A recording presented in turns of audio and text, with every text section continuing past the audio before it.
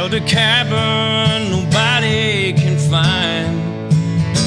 I'm gonna move way back in the mountains. I'm gonna leave this old city behind.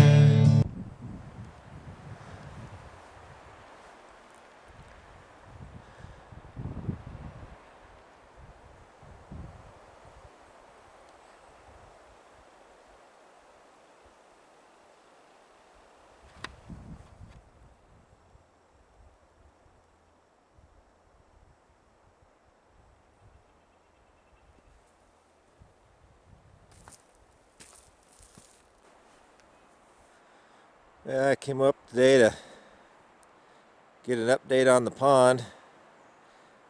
I believe she's filling up. We still got a lot of snow to melt off. All comes from up there, so there'll be a lot of snow still melting. But it's filling up pretty good. So we got 2 feet to go. She'll be full. I think when I dig out the cabin this year for the footings, I will pile all that dirt up along this edge over here. So it'll be about a total of 12 feet. Let's see, maybe 13 or 14 feet, depending on what that bank is right there. But it's looking good.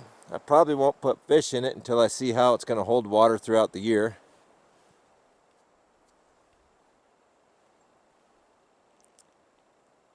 Alright, looking good. I'm pretty impressed.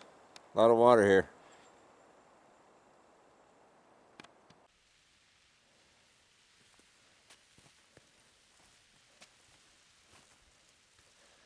Well, here's the pond. She's full. She's overflowing. I'm loving it. It looks great. See how long it holds water.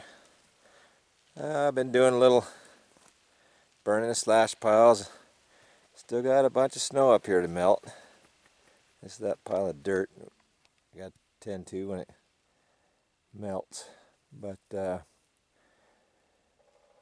probably 2 more weeks this will be all gone, dried up, and I can start digging again. Yeah, let's go down and take a look. So we're down here at the bottom. That's where the water's coming in.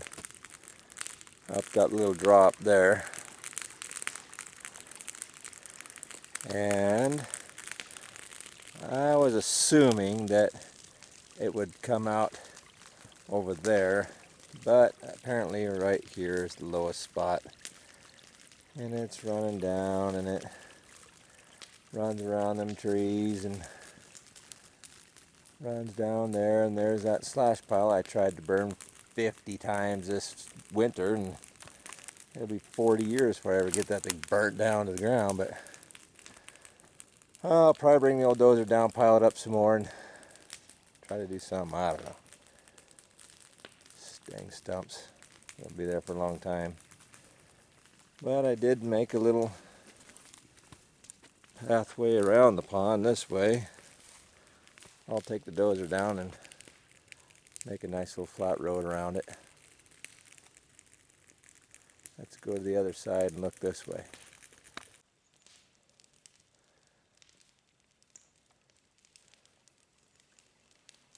A pile of stumps, which is where the water's running out. Like I say, we're about 8 feet deep right now.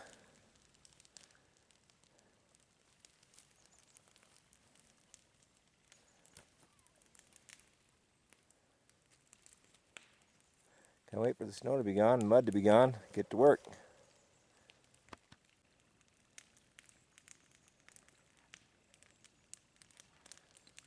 Right up there is where I'm going to build the cabin, right up there.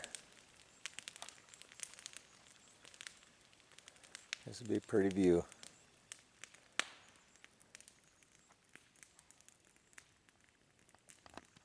So, back to the pond real quick. I wanted to tell you a story. I'm reluctant to say this because I didn't ask for permission to tell this story, but I met a guy who had dug a pond, and he had put a liner in it.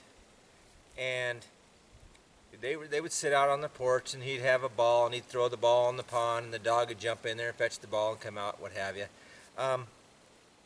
When they were, the pond had evaporated some water and had not been completely full. And when they were gone, the dog had jumped in the pond and could not get out because the liner was so slick, there was no way for the dog to get out of the pond. And the dog had drowned. So that is why I hesitate, and I didn't know this, and I didn't even think about it until he told me this story. That's why I'm very hesitant about putting a liner in the pond for wildlife, animals, anything that gets in there. They won't be able to get out. So that's why I'm still leaning towards clay and bentonite, because if I'm not here to top the pond off with water, or it does evaporate and an animal does get in there, they probably won't get out unless I make the pond where my banks are more gradual and not so steep as they are now. Since then, he has put a ladder in there, so if something does get in there, they can crawl out the ladder. Great idea. I might do the same thing. I don't know. I just wanted to tell this story for those of you who are thinking of building a pond and are going to use a liner, to think of something like that, because I personally never did until he told me the story. So I did learn from it, and I will put some more thought into it. So for all it's worth, thank you. I'm gonna move way back in the mountains, build a cabin nobody can find.